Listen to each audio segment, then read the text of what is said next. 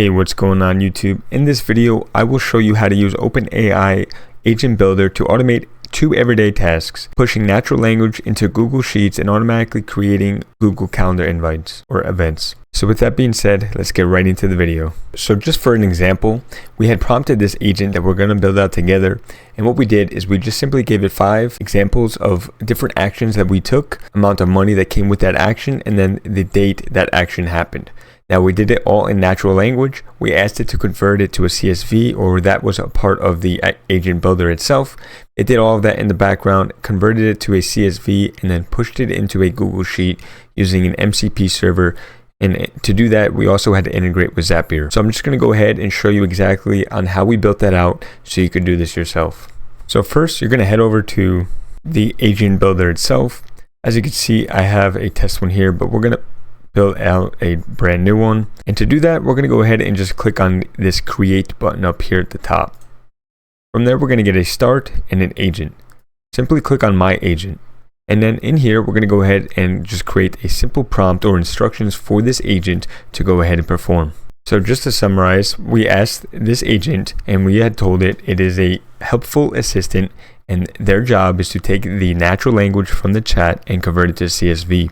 Only take the relevant data when discussing income on a particular date. I want to capture the date, the dollar amount, and the action.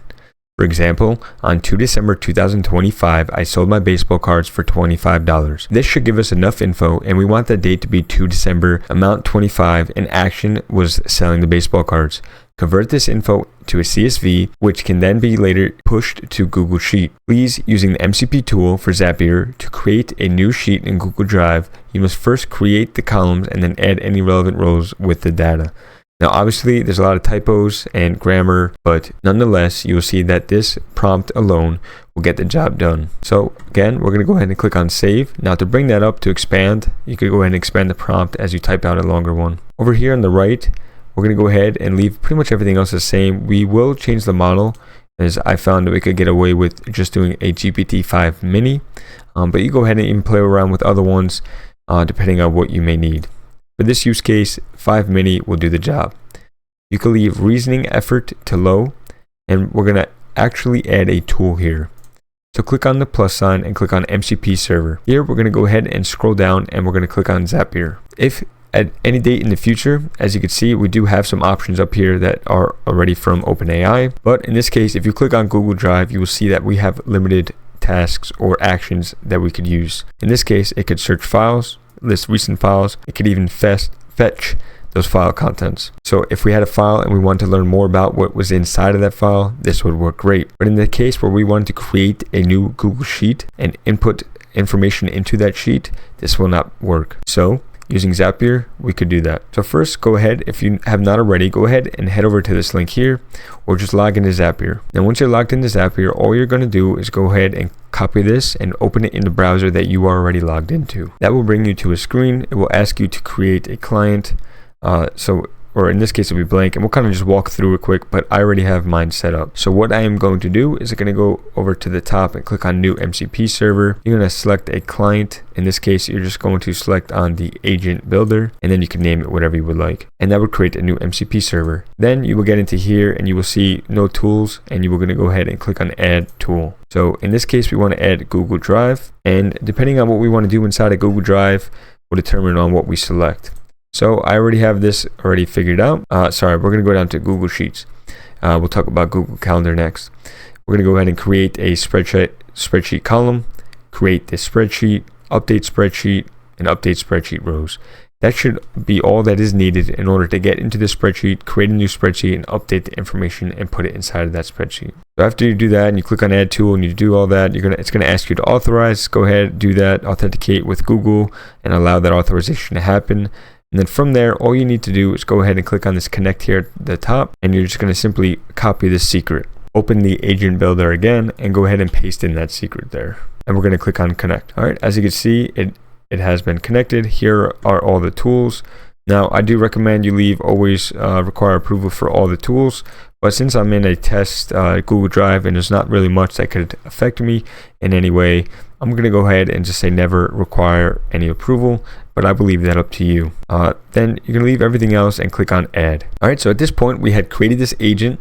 We gave it some instructions, and we also allowed it to integrate with Google Drive by using the MCP server provided by Zapier. Now here at the top, we're going to go ahead and click on this little play button, and that's going to give us a preview of our agent. So here we're just going to simply prompt it with 4 different or 5 different scenarios, allowing it to create that new spreadsheet with that information just from a natural language. All right, so as you can see down here, I just simply said on 14 January 2025, I mowed a lawn and made this amount of dollars, so on and so forth. As you can see, so on 3 November 2025, I designed a website and made $300. So all we need, as we requested in those instructions, is the date, the action, and the dollar amount associated with that. So now if we go ahead and click on submit, we're going to see some reasoning here. But since I also disabled the allow feature, it's going to go ahead and just do that for me. All right, and as you can see, it said that it had created the sheet and added the rows. Here's the information, the output in the CSV format, and here is the Google Sheet, which we will open now for testing. It also shows the title of that file. Okay, as you can see here, here's that title of that file, and here's the information inside of that file. What I did want to point out though is in between that, I did actually go back and just update the title because I forgot I wanted to add this before. I just said, please using the MCP tool for Zapier to create a new sheet in Google Drive with income test and then a unique ID after creating the sheet, and then pretty much what I said before. So in this case, I just updated it to make sure that it creates a title with a unique ID. And that was pretty straightforward. So now we're able to use natural language and update a CSV using that. Some ideas and use cases for that is maybe you create a solution for a business or an individual who wants to, who's taking notes on, who's tracking their finances, and they just want to do it in a natural language instead of kind of going through the spreadsheet itself. This is one way of doing it. And then there's obviously different variations of that, starting from something so basic like we did today, and could obviously grow into something much more complicated. Now, to take it one more step, I want to go ahead and also show you the Google Calendar integration, as I do believe there is a lot of value there. So we will create another automation doing the same thing. So we're going to go back to create a workflow. We're going to click on create. From here, we're going to go ahead and add a prompt again. So in this case, I said you are a calendar assistant. Based on the chat prompt, you will create an event on the calendar if it is not already occupied. If occupied, then return that message to the user. Otherwise, create it. Be sure to be using the CyberMe-test calendar. Also, for the time, you must use time zone. So this was something that I just ran into while I was testing this solution. And I realized that although it said in the Zapier history that it was getting created, nothing actually showed up. Just with some research, I noticed that the end time and the beginning time did not have a time zone, and apparently it will just fail in silent and nothing will happen of that with that. So I just added a quick note here at the end, although it doesn't make much sense. It did work. I said append this to the start time and the end time, and it did exactly what I asked, and I will show you how this is used. So click on save, and what we're going to do again is we're going to go down here to the bottom. We could leave this to 5.1, or we could try the mini, and that should save us a few cents. Down here at the bottom, we're going to click on Tools, MCP Server again, and then Zapier. We're going to grab that same secret key, and we're going to click on Connect. So as you can see, we still have the sheets, but we also have the calendar, so it has that context and that knowledge of these tools. So we're just going to go ahead and click on Never Require Approval for any tool call again. Click on Add. Now, in this case, all we're going to do is going to go ahead and just click on play, and we're going to simply say create an invite for friends. I would say for social hour on 4 December at 10 p.m. All right, so as you can see, it kind of did some reasoning here. I didn't show this in the last one, but it kind of talks about the reasoning on what it's doing. So scheduling the event, it says it looks like it needs to create a social hour because it didn't find any without any busy periods. So it found that it was a good time to go ahead and schedule this. It did it pretty quickly with under 30 seconds or even under a minute. Created the social hour on CyberMe-test calendar, and it kind of gave that information. And here's the link. So we'll go ahead and pull that up now. And as you can see, this was the test one that I had done earlier. This was the birthday bash, but the one that we had just walked through was the social hour at 10 p.m. to 11 p.m. on 4 December. Now, one more thing that we're going to highlight is going to be we're going to go ahead and just try to now reschedule another one.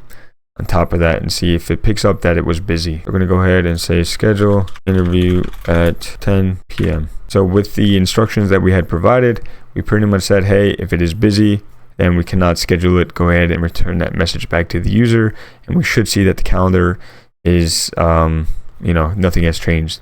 Okay, as you can see, the reasoning, there's some reasoning up here saying the tool is currently busy, so I need to let the user know that my time is occupied. So as you can see here, I could not schedule that. Your CyberMe test calendar is busy at that time. Here's the existing event. Would you like me to pick a different time or suggest alternatives? Again, this was a simple example, and I plan to keep diving in on these different use cases for the different AI tools. Even for this one, you could go ahead and even create a widget or something like that to make it just a little bit more complicated, but also that much more useful. So in today's video, we kind of talked about two different use cases using the OpenAI Agent Builder, both using the Zapier MCP Server, integrating with Google Drive and also the Google Calendar. Now, I'm excited about going into 2026 to continue, diving into AI tools. I'm trying to provide as much useful information to you guys as possible. If you guys have any other ideas, drop them in the comments below. I'm going to end the video here, and as always, never stop learning.